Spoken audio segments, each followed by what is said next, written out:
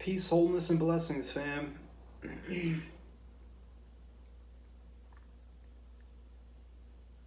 I'm moving, which means I'm moving my farm, and I'm moving me and my dog and all my stuff. I don't know if I should disclose the place yet, but I've been in Vermont for going on 7 years. 2017, the day I turned 18. So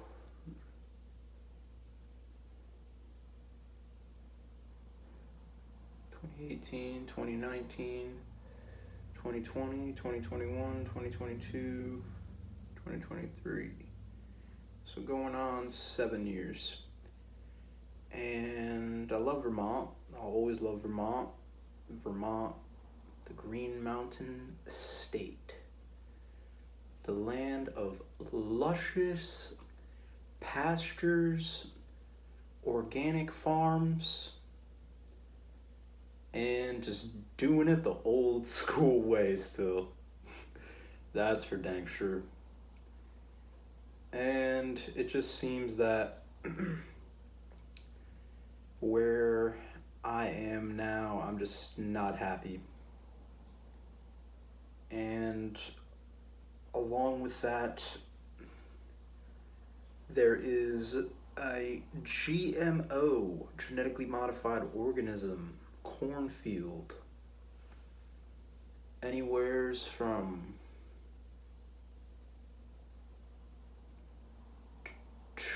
200 to probably pushing more like 400 yards away. So like 4 football fields, somewhere between 200 and 400, probably more like around the 3. And then past that, like a mile from the farm, is a non-organic orchard where they have just been spraying non-stop, yo. Like you can hear that shit a mile away. And when I would leave at like 10 o'clock at night and it's dark, you could see them all up there on quads doing a little night spray. Or just like today at like 6 a.m. Since I'm just like paying more attention to putting all the pieces of the puzzle together. When I went up to the farm early, like 6, 7 a.m., they were spraying, yo. And when I walked outside at my house, which is like a mile away from the farm, it smelled like the whole neighborhood had been sprayed with Roundup. And that's would be hypothesized either because a lot of people spray their lawns with Roundup and it's getting really hot the next few days. So maybe that stuff is aerosolizing, or it was from like this chemical orchard where they're just spraying nonstop. So I let myself be convinced that there was enough buffer between this GMO cornfield and pesticide spraying orchard, fungicide spraying orchard, insecticide spraying orchard. And yeah, I let myself be convinced that it was a far enough distance from these non-organic farms. And I get it. Basically, like when you've done something one way for so long, it's hard to adopt different / new practices. So if you've only you've only farmed a certain way for 30, 50 years, generationally, you're probably just gonna take the big tractor with the big tiller on it and frickin' plant that Roundup ready corn. Spray it right as it's going in. So this wouldn't have been so bad if basically this just made it worse. There's an access road. The access road to the farm stand. You could check out some of my Instagram reels talking about the farm stand. So that access road goes down. Excuse me. And you can either take a left or a right. And it's like a walking trail too. But if you could take a right and go down the hill, there's my little trying to be an organic farm. As organic as I possibly can be. I have no control over which way the wind blows. So at that entrance, and then if you go left, it'll take you to that GMO cornfield. And when I aligned with this property, it was in October. And since we've had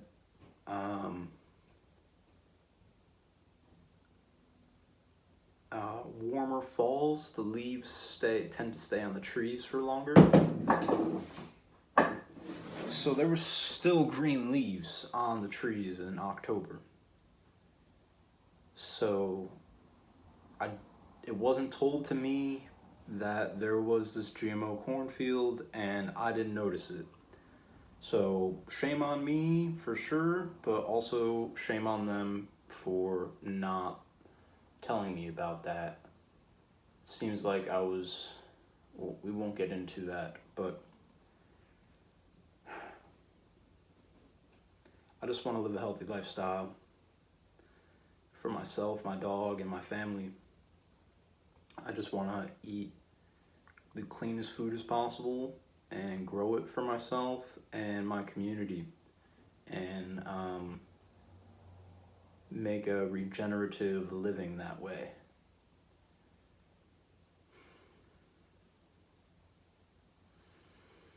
So, I hope you're following. I'm getting to the point. Basically, this is just like some crazy Roundup Ready corn, and the guy has to like borrow the equipment to farm. He kind of just wants to pass it down to his son, but he's kind of just farming to farm. It's not like really he has a passion for it, and he has to borrow equipment. So in February, on like a thaw day, and like a 40 degrees day in February, because I'm getting ready for the farm stand all winter, finding the table, scoping it out, like how many cars are driving by, where's the sun at?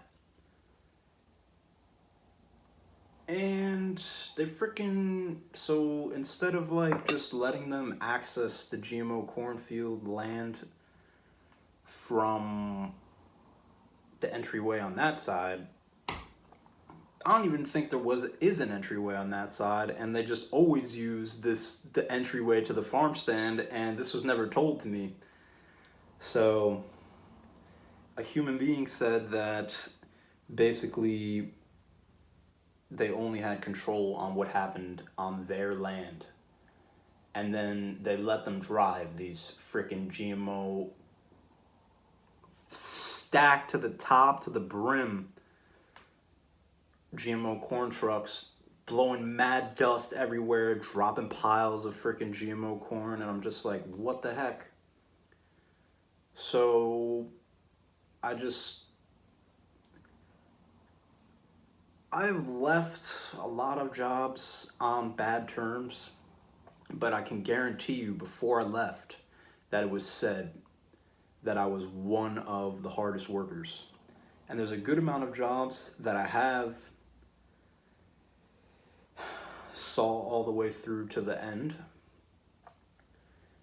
So it was kind of just like, I put so much work and energy and dedication into this whole farm stand and like creating this new farm,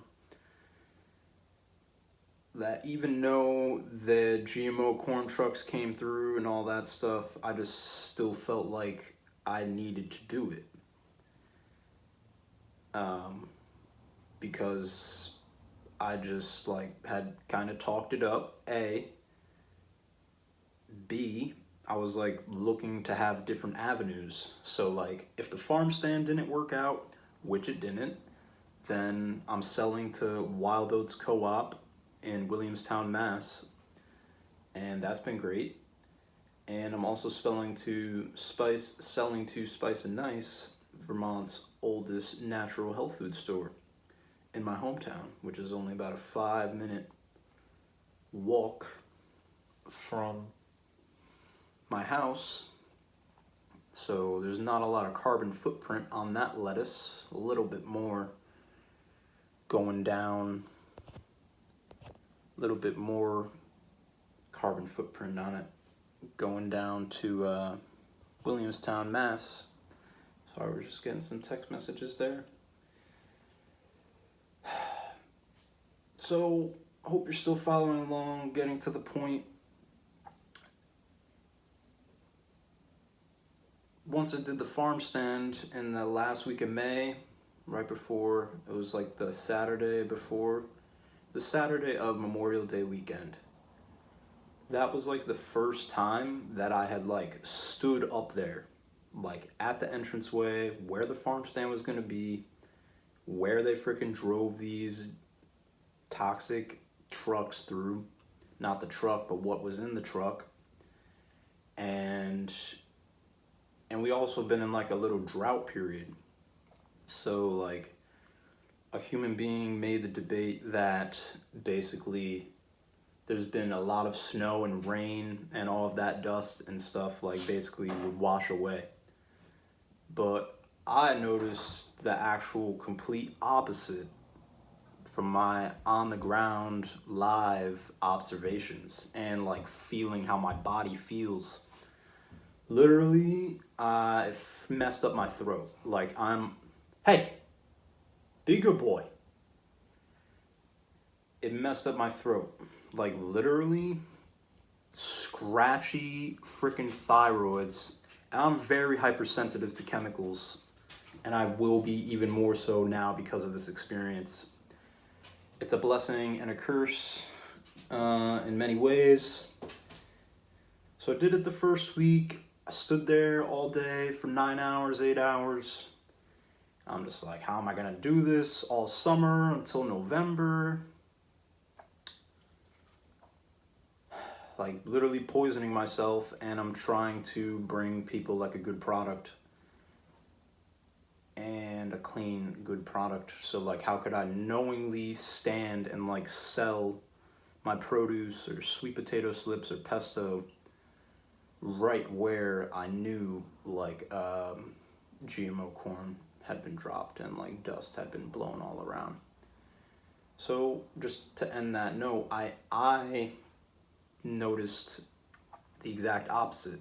So like since we went into a drought, that stuff like literally aerosolized. Like I think that you just can't smell it like when there is rain or a lot of snow, and then like the heat activates the chemicals. That's my hypothesis. I don't know the real science behind it, but one could infer pretty well. So like this messed me up. Like seriously, this messed me up a lot, and I just want better for myself. Like I want better for myself and my family. And come to find out, if you go to EPASuperfundsite.gov, it'll give you a map across the entire United States of where there is like toxic waste sites. Either there are like military dumping landfills of like batteries, or old mines like contaminated the groundwater. So like it was a big learning experience. Just to finish that other note, come to find out there's 5 Superfund sites right in Bennington. And there's just a very dark vibe around here. So I've kind of like was like, oh, that's why I'm supposed to be here, because I'm the light.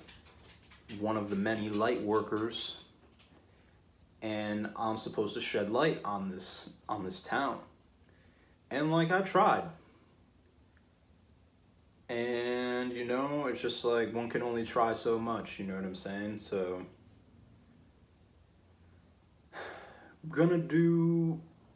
I already did the research. So where the new farm is moving to, me and my family are moving to, there's no 5G, there's no Superfund sites, it's in the national forest, and there is a chemical orchard 5 miles outside of the town, and it looked like there was a golf resort, mountain top golf resort, that I just noticed on the map today. So those are two bugaboos. We don't really feel that, but there's a lot of organic farms in the area, so my inference is that there's a good amount of buffer between wherever that chemical farm is, if they're actually like certified organic, probably like miles away. Got my mustache in my mouth. So how do I end this?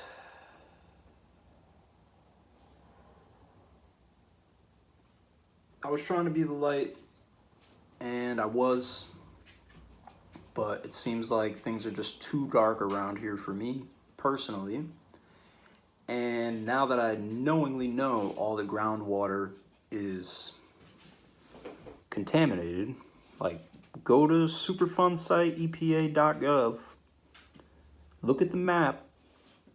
There's a whole bunch across the whole country, but go to Bennington, Vermont. There's 5 Superfund sites. Basically, the whole rest of the state has no Superfund sites. And I've been 4 hours north all the way to the Canadian border and back many times. And it's in particular town that something just ain't right, bro. And I always jokingly said, like, yo, there's got to be something in the water around here. Like, people are just whacked. And it's like, oh yeah, there is. So, I mean, I could smell the chlorine when I do my dishes, but I have like a shungite filter on my shower head. So, that helps. And if you want to learn more about that, look up Elite Shungite. Very good for water filtration. And then just to end on a note, is that like, I just felt like the whole town, maybe not the whole town, but the higher ups are against me in this town. And I feel like I'm being harassed.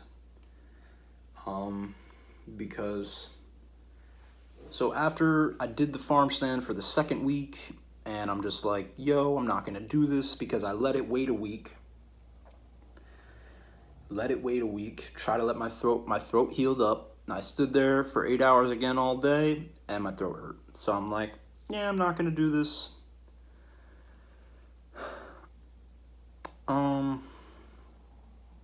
So I went to go take down my farm stand signs at the little, like, community board where you put stuff up, so like people in the town know what's going on, you know, that kind of little board.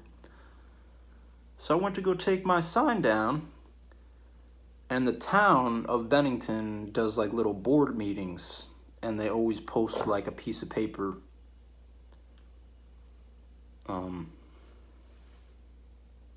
Sorry, got like hair in my mouth. Time to shave the mustache or groom it. So